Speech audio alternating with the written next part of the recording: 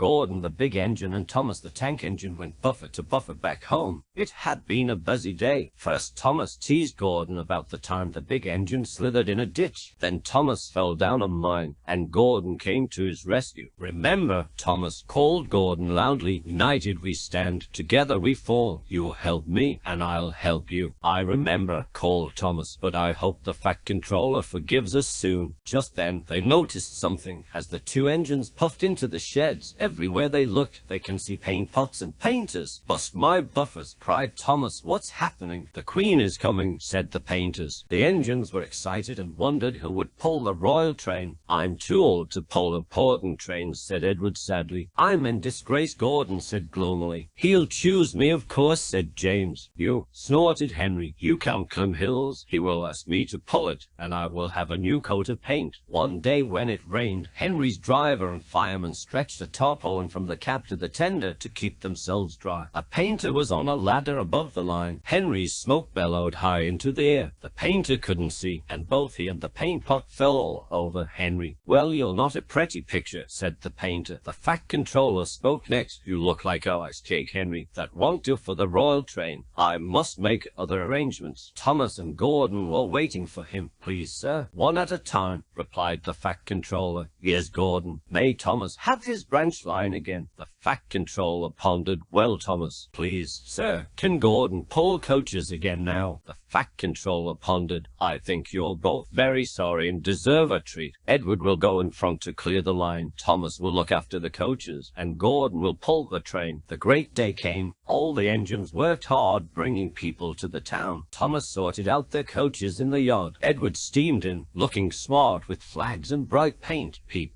peep, the Queen is here." Then Gordon whistled as he approached the station. Everyone knew that whistle. The Queen's train glided into the station. Gordon looked spotless, and his breast shone brightly like Edward. He was decorated with flags, but on his buffer bean he proudly carried the royal arms. The Queen was met by the Fat Controller, and she thanked him for their splendid run. "Not at all, Your Majesty," he said. "Thank you. We have read a great deal about your engines," said the Queen. "May we see them, please?" "Peep, peep," whistled Toby and Percy, hissed Henry and James. But Toby and Percy didn't care. 3 cheers for the Queen. "Peep, peep, peep," whistled the engines. When it was time to leave, the Queen spoke specially to Thomas, who fetched her coaches, then to Edward, and finally to Gordon, who took her away. No engines ever felt prouder than those on the Fat Controller's railway.